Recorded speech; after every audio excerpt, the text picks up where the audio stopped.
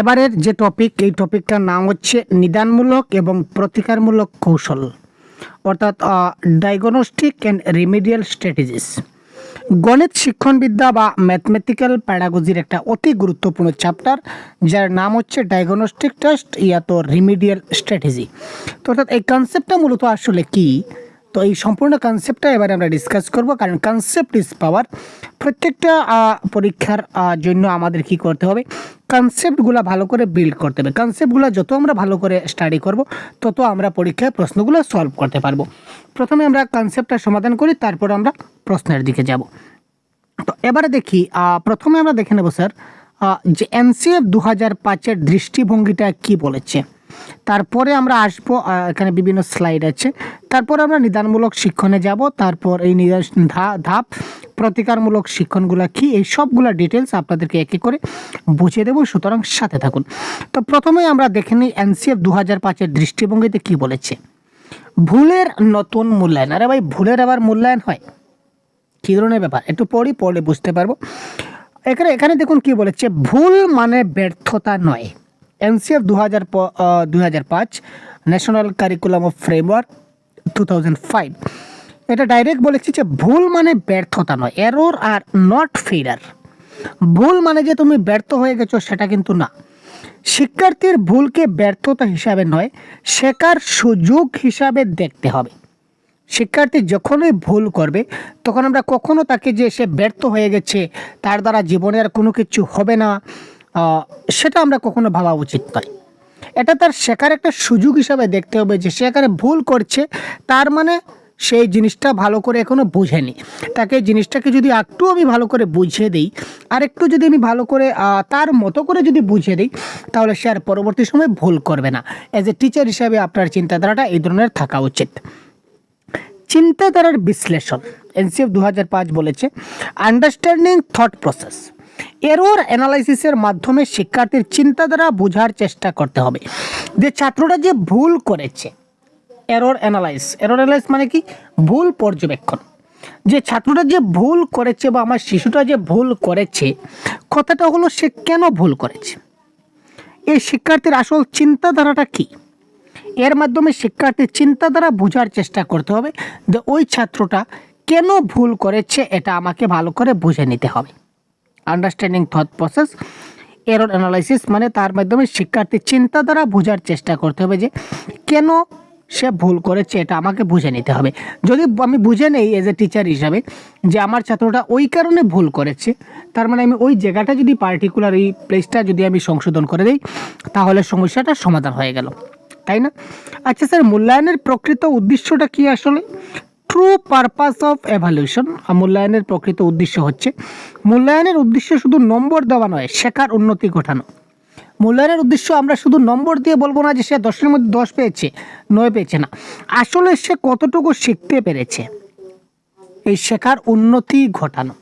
মূল্যায়ন করলে আমরা বুঝতে পারি যে সে কতটুকু শিখতে পেরেছে বা তার লার্নিং আউটকামটা কতটুকু আসছে। To know the learning outcome, যদি মেইন পারপাস অফ এভলিউশন যদি বলি, তাহলে বলতে পারি যে to know the learning outcome, সে কতটুকু শিখতে পেরেছে, কতটুকু সে অ্যাকোয়ার করতে পেরেছে, এই জিনিসগুলো আমরা বুঝতে পারি, বা টু অ্যাকোয়ার, এটা আমরা বলতে পারি। শাস্তিযোগ্য নয়, ভুল করলে তাকে কখনো শাস্তি দেওয়া যাবে না, নট পানিশেবল। ভুলকে শাস্তিযোগ্য নয়, শিক্ষণের একটি স্বাভাবিক অংশ হিসাবে দেখতে হবে। Error is a part of learning, আমরা বলতে পারি। ভুল হচ্ছে শিক্ষণের একটা অংশ, ভুল করলেই কিন্তু মানুষ শিখতে পারে। আমরা ভুল করি না, আপনি ভুল করেন না, প্রত্যেক মানুষেরই যদি ভুল হয়, তাহলে শিশুটার ভুল হবে না কেন? শিশুটার ভুল হতে পারে। তো ভুল হয়েছে তার মানে আমি তাকে শাস্তি দিয়ে দেবো? উঠি না, তাকে শাস্তি দেওয়া যাবে না। তাকে কি করতে হবে, এই ভুলটাকে একটা স্বাভাবিক পার্ট, এটা নর্মাল পার্ট হিসাবে আমরা ধরে নিতে পারি, যে error is a part of learning হিসাবে ধরে নিতে পারি। শিক্ষকের ভূমিকা কি? একজন একাডেমিক চিকিৎসক হিসাবে একজন শিক্ষক ভূমিকা পালন করবে। একদিকে যদি আমরা ডাক্তারকে রাখি এবং অন্যদিকে যদি টিচারকে রাখি, একজন ধরে নিই ম্যাথ টিচার, যেহেতু আমরা ম্যাথ প্যাডাগজির ক্লাসটা করছি আপনাদেরকে, তো একদিকে আমি ধরে নিলাম ম্যাথ টিচার, অন্যদিকে একজন ডাক্তার।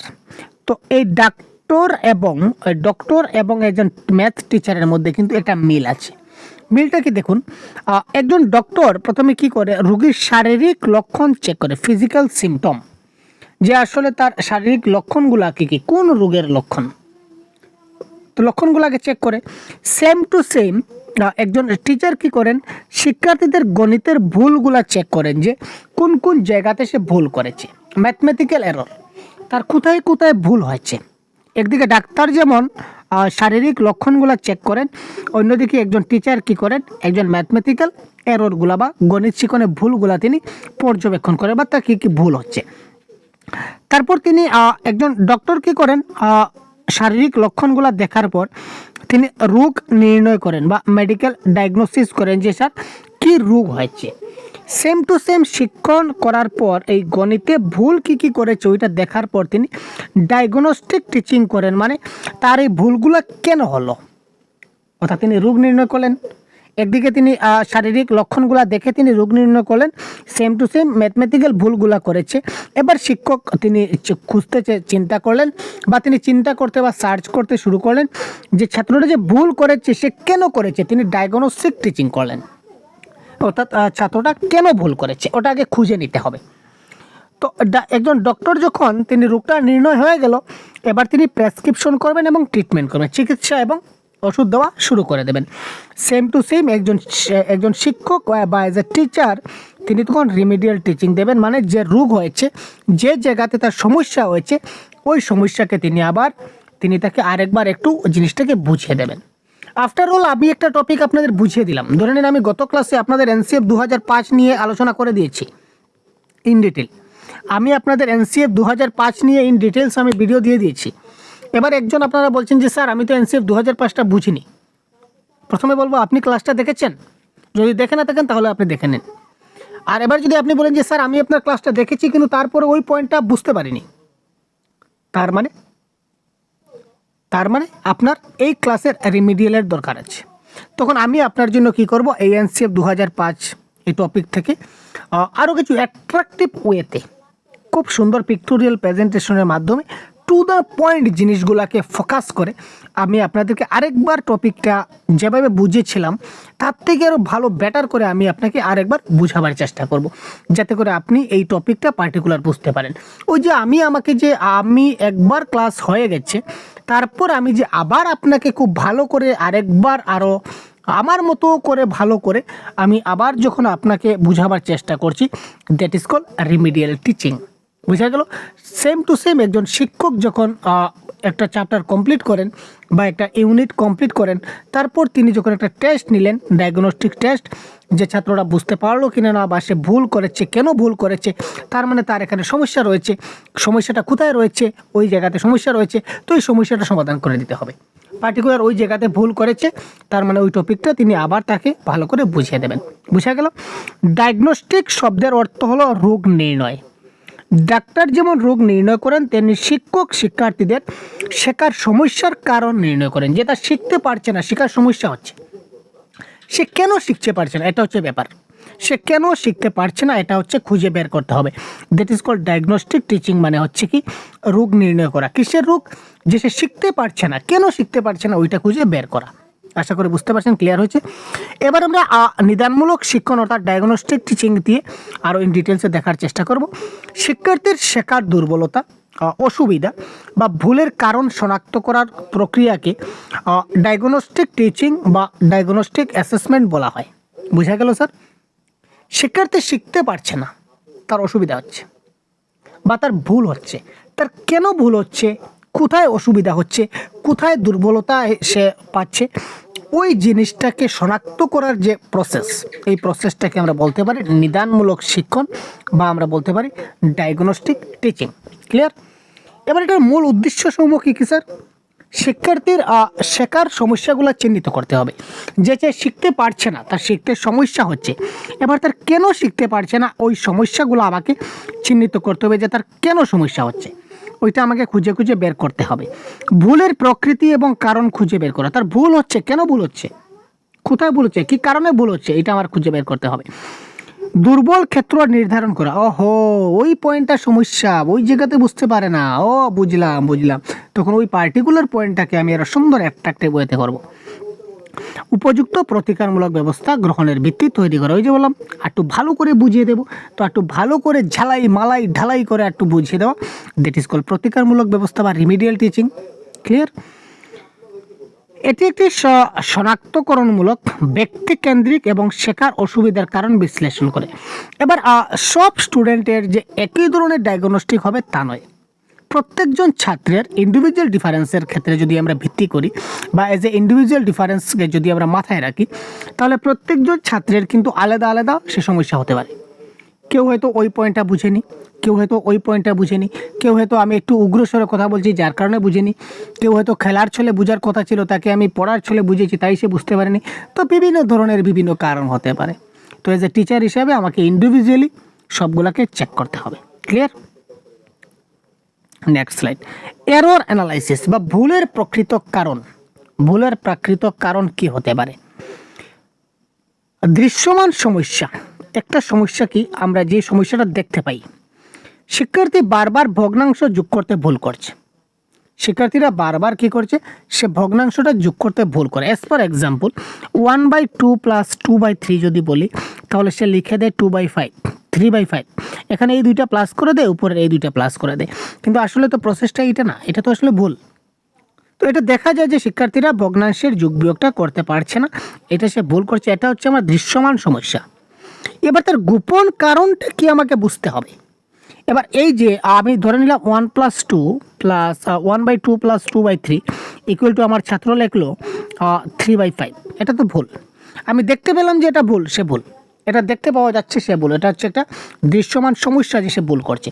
এবার তার গোপন কারণ কি হতে পারে, ডায়াগনোস করার পর আমি কোন কারণে উপনীত হতে পারি।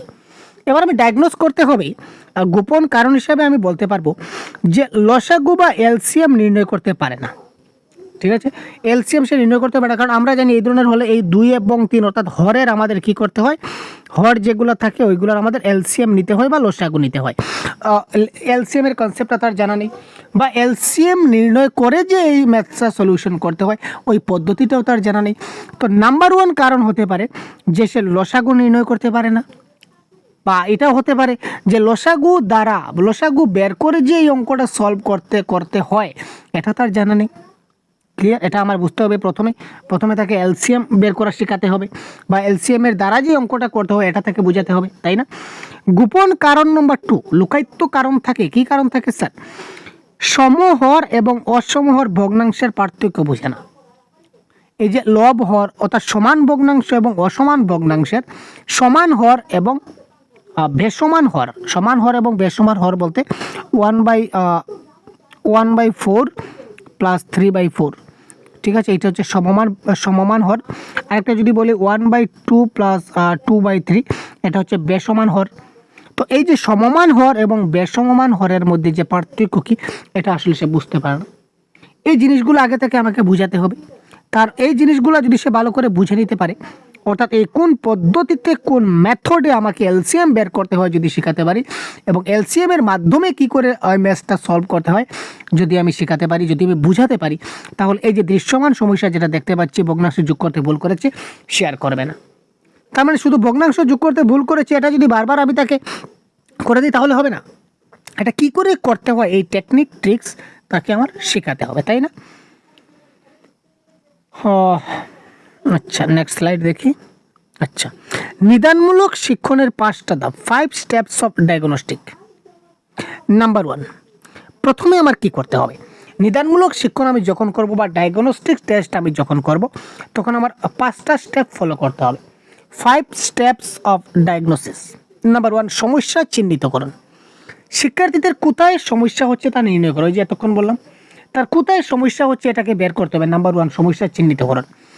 নাম্বার 2, ডায়াগনস্টিক টেস্ট গ্রহণ।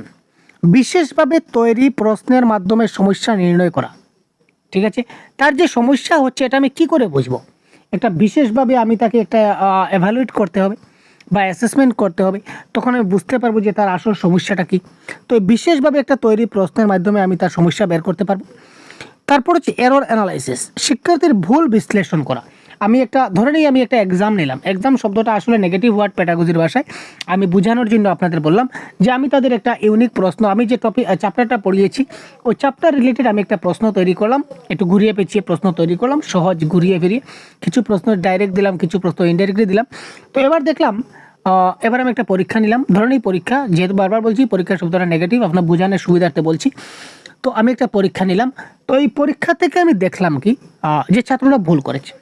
তো এবার কোথায় কোথায় ভুল করেছে এটা আমি ভুলগুলোকে বিশ্লেষণ করতে হবে।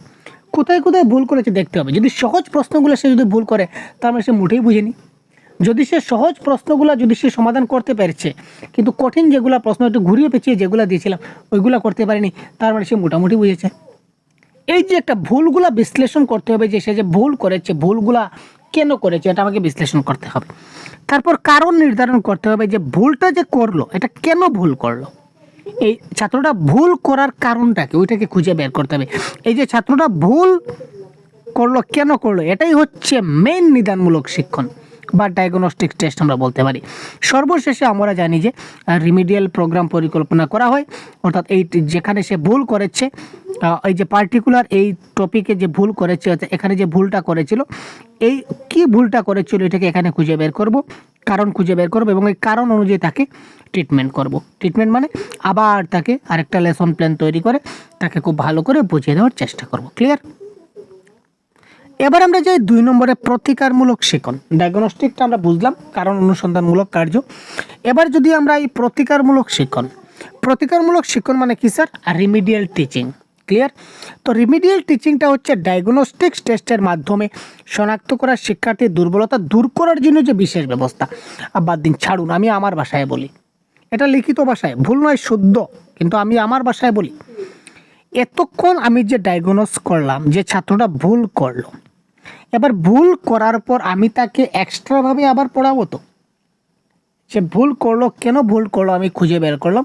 পার্টিকুলার ওই টপিকটাতে তার ভুল হয়েছে, তার ভুলটা কি সারা জীবন ভুলই থেকে যাবে? না, আমি তো তাকে ভুল থাকতে দিতে পারি না। সে ভুলগুলোকে আমার তো সংশোধন করতে হবে, তাই না? তো এই ভুলগুলোকে সংশোধন করার জন্য আমি আবার তাকে আলাদাভাবে আমি তাকে বুঝিয়ে দেওয়ার ব্যবস্থা করব। এই যে আমি আলাদাভাবে বুঝিয়ে দেওয়ার ব্যবস্থা করেছি তার নাম হচ্ছে রিমিডিয়াল টিচিং বা প্রতিকারমূলক শিক্ষণ। ক্লিয়ার? এখানে শেখার অসুবিধা দূর করতে হবে, ভুল ধারণাগুলি সংশোধন করতে হবে, অর্থাৎ তার মিসকনসেপশন, যেখানে তার কনসেপ্টটা সমস্যা ছিল এই কনসেপ্টটাকে আবার ভালো করে বিল্ড করতে হবে। তার দুর্বল দক্ষতা উন্নত করতে হবে, মানে কোন জায়গা তার ভুল ছিল ওই জায়গাটাকে আবার শক্ত করতে হবে। শিক্ষার্থীকে প্রত্যাশিত শিক্ষার স্তরে নিয়ে আসা, শিক্ষার্থীকে একটা প্রত্যাশিত শিক্ষার স্তরে নিয়ে আসতে পারি, অর্থাৎ সব যেভাবে পারেছে, 1-2 জন যারা পারেনি তাদেরকেও সবার মতো করে সমান পর্যায়ে নিয়ে যেতে হবে। বৈশিষ্ট্যটা কি স্যার? এটি সংশোধনমূলক, ব্যক্তিগত পার্থক্যকে গুরুত্ব দেয় এবং অতিরিক্ত সহায়তা এবং অনুশীলনের সুযোগ দেয়। এটা সংশোধনমূলক একটা কার্য, তার পুনরায় সংশোধন করতে হয়। তাই প্রতিকারমূলক শিক্ষণকে বাংলায় আবারও বলা হয় সংশোধনমূলক শিক্ষণ, যাকে ইংরেজিতে বলা হয় রিমিডিয়াল টিচিং। খুব ভালো করে মনে রাখবেন, যাহা কিনা ব্যক্তিগত পার্থক্যকে গুরুত্ব দেবে এবং অতিরিক্ত সহায়তা এবং অনুশীলনের সুযোগ দেবে। Clear sir? এবার প্রতিকারমূলক শিক্ষণের 5টা ধাপ, 5 স্টেপস অফ রিমিডিয়েশন। 5টি ধাপ প্রতিকারমূলক শিক্ষণের। প্রথমে প্রতিকারমূলক শিক্ষণে আমি যখন করব রিমিডিয়াল টিচিং দেব, তার মানে রিমিডিয়াল টিচিংয়ের 5টা ধাপ আমাকে ফলো করতে হবে। নাম্বার 1 ধাপটা কি স্যার? Diagnostic test. মানে কি স্যার? ডায়াগনস্টিক টেস্ট মানে হচ্ছে ফল বিশ্লেষণ, তার দুর্বলতা নির্ধারণ করতে হবে যে কোন টপিকটা সে বুঝতে পারেনি, সে কোথায় বুঝতে পারেনি ওই জিনিসটাকে খুঁজে বের করতে হবে। নাম্বার 1।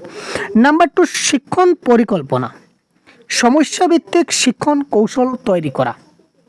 ঠিক আছে? অর্থাৎ আমি কোন পরিকল্পনায় তাকে পড়ালে সে আবার পড়ালে নয় বুঝালে, পড়ালে বললে ভুল হবে, আবার তাকে বুঝালে, তো আবার তাকে কোন পদ্ধতিতে বুঝালে সে ভালো করে বুঝতে পারবে, ওইভাবে আমি এজ এ টিচার হিসেবে আমাকে পরিকল্পনা করতে হবে। নাম্বার 2। নাম্বার 3 পুনঃশিক্ষণ, সহজ এবং কার্যভিত্তিক পদ্ধতিতে আমাকে শেখাতে হবে। নাম্বার 4 অতিরিক্ত অনুশীলন, প্রয়োজনীয় কিছু প্র্যাকটিস সেট, অপ্রয়োজনীয় দেব না। যদি প্রয়োজন মনে করি তাহলে আমি কিছু তাকে এই টপিকের উপর কিছু প্র্যাকটিস সেট দিতে পারি, যাতে সে ভালো করে প্র্যাকটিস করে জিনিসটা মনে রাখে। কিন্তু অতিরিক্ত নয়, অতিরিক্ত ভুল হবে। প্রয়োজনীয় অনুশীলন হলে শুদ্ধ হবে। প্রয়োজনীয় অনুশীলন আমরা দিয়ে দেব। নাম্বার 5 হচ্ছে পুনর্মূল্যায়ন বা রিটেস্ট বা রিঅ্যাসেসমেন্ট। রিটেস্ট বলো, সেটা কেমন কেমন লাগে, পেডাগজির ভাষায় ভুল লাগে, যেহেতু আমরা টেস্ট টার্মটা ইউজ করি না।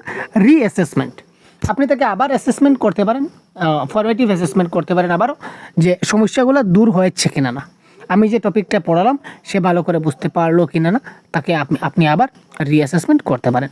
এই ছিল টোটাল প্রতিকারমূলক শিক্ষণের 5টা পর্যায় দেখালাম। তার আগে আমরা দেখালাম যে ডায়াগনস্টিক টেস্টের 5টা স্টেপ। এবার যদি আমরা কেস স্টাডি দেখি, কেস স্টাডি যদি আমরা দেখি ভগ্নাংশ ও লসাগু, ফ্র্যাকশন এবং এলসিএম এর ব্যাপারে সমস্যা নির্ণয় আমরা কিভাবে করব। সমস্যা নির্ণয় বা ডায়াগনোস যখন আমরা করছি, তখন আমরা সাধারণত দেখতে পাচ্ছি যে শিক্ষার্থী ভগ্নাংশ যোগ করতে পারছে না। এবার ভগ্নাংশ তারা যোগ করতে পারছে না, তো ডায়াগনস্টিক টেস্টে জানা গেল শিক্ষার্থী মূলত এলসিএম করতে পারে না। এলসিএম করতে পারে না, যার কারণে সে ভগ্নাংশ করতে পারছে না, ভগ্নাংশে যোগ করতে পারছে না। Very simple.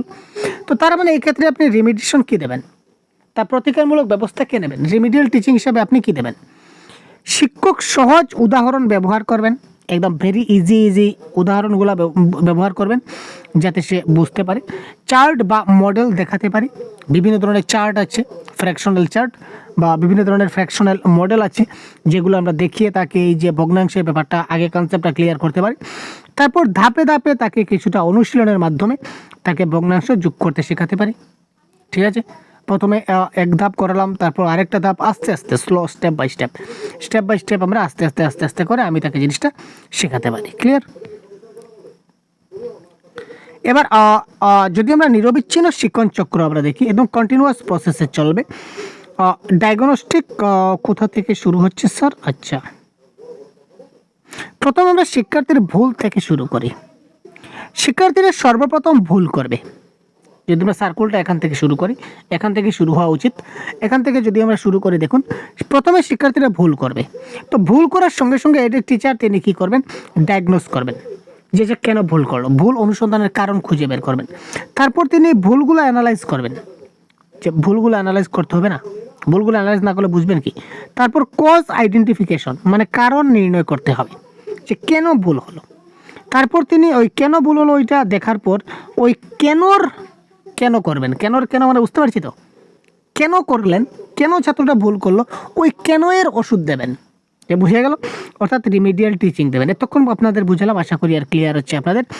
রিমিডিয়াল টিচিংয়ের পর আমরা আবার কি করব, রিটেস্ট বা রিঅ্যাসেসমেন্ট বলতে পারি। এখানে পরীক্ষায় মনে হয় না টেস্ট থাকবে লেখা, আপনাদের রিঅ্যাসেসমেন্ট থাকতে পারে। তো রিঅ্যাসেসমেন্ট বা পুনর্মূল্যায়ন আমরা আবার করব। তারপর শিক্ষকের একজন ছাত্রের উন্নতি বা ইমপ্রুভমেন্ট অবশ্যই ঘটবে। প্রথমে সমস্যা নির্ণয় করা হয় ডায়াগনস্টিকের মাধ্যমে, আর সমস্যা দূর করা হয় রিমিডিয়ালের মাধ্যমে। সমস্যা নির্ণয় করব ডায়াগনস্টিক টেস্টের মাধ্যমে, আর সমস্যা দূর করব রিমিডিয়াল টিচিংয়ের মাধ্যমে। মনে থাকবে দুইটা ব্যাপার রয়েছে। এক নজরে যদি আমরা দেখি, ডায়াগনস্টিক টেস্টের গোল বা লক্ষ্যটা কি, সমস্যা শনাক্ত করা এবং কারণ নির্ণয় করা। আর রিমিডিয়াল টিচিংয়ের মূল লক্ষ্য বা উদ্দেশ্যটা কি, সমস্যা দূর করা এবং সমাধান প্রদান করা। ক্লিয়ার? প্রকৃতি বা নেচারে যদি দেখি, তাহলে নির্ণয়মূলক হিসাবে আমাকে ইনভেস্টিগেট করতে হবে, অর্থাৎ ইনভেস্টিগেটের মাধ্যমে আমি নির্ণয় করতে পারি। রিমিডিয়াল টিচিং মানে আমি সংশোধন বা এখানে কারেকশন করতে হবে। প্রকৃতি যদি বলি, এটা বেসিস কি বা ভিত্তি কি, টেস্ট বা অ্যানালাইসিসের উপর ভিত্তি করে। কারণ আমি যদি টেস্ট বা অ্যানালাইসিস না করি, তাহলে আমি তার ডায়াগনোসিস করতে পারবো না, তার রোগ নির্ণয় করতে পারছি না। এবং এই রোগ নির্ণয় করার পর তার ভিত্তিটা কী দাঁড়াবে, রিমিডিয়াল টিচিংয়ে তাকে আমি পুনঃশিক্ষণ দিতে হবে এবং অনুশীলনের উপর ভিত্তি করতে হবে। পুনঃশিক্ষণ বা অনুশীলনের উপর ভিত্তি করে আমি তাকে শিক্ষাদান করতে হবে। পর্যায় বা ক্রোনোলজি দেখি স্যার, তাহলে এটা হচ্ছে শিক্ষণ প্রক্রিয়ার প্রথম ধাপ। ডায়াগনস্টিক কারণ হচ্ছে শিক্ষণ প্রক্রিয়ার প্রথম ধাপ, কারণ error is a part of learning. আমরা বারবার বলেছি, ছাত্ররা ভুল করবে, ভুল হওয়ার সঙ্গে সঙ্গে আমরা খোঁজার চেষ্টা করবো কেন ভুল হলো, কোথায় ভুল হলো, কী করে ভুল হলো, কেন ভুল হলো। তারপর আমি মেইন ট্রিটমেন্টে চলে যাব। আর ডায়াগনস্টিকের পরবর্তী ধাপ হচ্ছে রিমিডিয়াল। প্রথমেই আমরা শিক্ষণ প্রক্রিয়ার প্রথম ধাপ, সে ভুল করবে, কেন ভুল করবে খোঁজার চেষ্টা করব, তারপর এই ভুলটাকে আমি সংশোধন করব। ডায়াগনস্টিক টেস্টের পরবর্তী ধাপটা হচ্ছে রিমিডিয়াল টিচিং। প্রথমে রিমিডিয়াল দেব না, প্রথমে আমি ডায়াগনোস করব, তারপর রিমিডিয়াল আসবো। ঠিক আছে, চেন সিস্টেমটা একটু বোঝার চেষ্টা করবেন। এবার মাস্টার সেট এক নজরে যদি আমরা দেখি, মাস্টার সেট লাস্ট স্লাইড আমাদের আজকের ক্লাসের মাস্টার সেট। ডায়াগনস্টিক টেস্টটা মূলত লার্নিং ডিফিকাল্টিস বা শেখার অসুবিধাগুলো শনাক্ত করে, এতক্ষণ বুঝলাম। রিমিডিয়াল টিচিংটা কি করে স্যার? লার্নিং ডিফিকাল্টিস বা শেখার অসুবিধাগুলো দূর করবে, এখানে শনাক্ত করবে। শনাক্ত মানে কোথায় ভুল হয়েছে, কেন ভুল হয়েছে, ওই জিনিসটা শনাক্ত করবে। আর এই শেখার যে অসুবিধাগুলো এই রিমিডিয়াল টিচিংয়ের মাধ্যমে এগুলো দূর হবে, কারণ তার সবগুলা প্রবলেম সলভ হবে। এরর অ্যানালাইসিস, শিক্ষার্থীরা ভুলের প্রকৃত কারণ বিশ্লেষণ করতে পারবে। কেন ভুল হলো সেই কারণগুলো বিশ্লেষণ করতে হবে শিক্ষার্থীর, এই জন্য শিক্ষক এরর অ্যানালাইসিস করবেন। বা সিকোয়েন্স যদি আমরা বলি, তাহলে সর্বপ্রথম ডায়াগনস্টিক টেস্টটা আগে হবে, তারপর রিমিডিয়াল টিচিং হবে। রিমিডিয়াল টিচিং কখনো ডায়াগনস্টিক টেস্টের আগে হয় না, মনে রাখবেন। ডায়াগনস্টিকটা আগে হবে, মানে প্রথমে রোগ হবে না ওষুধ খাবো? আপনি বলুন, রোগ হওয়ার আগে ওষুধ খাবেন না, প্রথমে আমাকে রোগ হবে তারপর ওষুধ খাবো। তো ডায়াগনস্টিক মানে হচ্ছে রোগ, প্রথমে রোগ হবে, তারপর রিমিডিয়াল মানে তারপরে ওষুধ খাবো, ভেরি ব্যাপার। এটা হচ্ছে শিক্ষার্থী কেন্দ্রিক। এই দুটো প্রক্রিয়ায় গণিত শিক্ষণের শিক্ষার্থী কেন্দ্রিক, এই দুটাই কিন্তু শিক্ষার্থী কেন্দ্রিক আমরা দেখতে পারি। শুধু গণিত নয়, প্রত্যেকটা সাবজেক্টের ক্ষেত্রে যদি আমরা এই টপিকটা বিচার বিশ্লেষণ করতে যাই, তাহলে প্রত্যেকটা সাবজেক্ট প্যাডাগজির ক্ষেত্রে এই ডায়াগনস্টিক টেস্ট বলুন বা রিমিডিয়াল টিচিং বলুন, সবগুলো হচ্ছে শিক্ষার্থী কেন্দ্রিক। অত্যন্ত একটা গুরুত্বপূর্ণ অংশ, যেটা প্রত্যেকটা সাবজেক্টের, বিশেষ করে গণিতের ক্ষেত্রে যদি বলি, গণিতের ভয়টা কমিয়ে দেবে এবং আত্মবিশ্বাস বাড়াবে। বোঝা গেল? তো এই ছিল আজকের ক্লাসটা কেমন লাগলো অবশ্যই আপনারা জানাবেন। তো এই ধরনের প্রত্যেকটা ক্লাস আমাদের অ্যাপে চলছে, প্রত্যেক দিন আমরা এক একটা টপিক ক্লাস আপনাদের প্রোভাইড করছি, এবং ক্লাসের নোটসও আমরা ক্লাসের শেষ হওয়ার সঙ্গে সঙ্গে আমরা আপলোড করে দিই প্রত্যেকটা ক্লাস। তো আপনারা যারা রয়েছেন অবশ্যই কোর্সে রয়েছেন, আপনারা নোটসটা এখনই খুব তাড়াতাড়ি দেখে নিন। ঠিক আছে, ধন্যবাদ। পরবর্তী ক্লাস খুব শীঘ্রই চলে আসছে। ধন্যবাদ, জয় হিন্দ।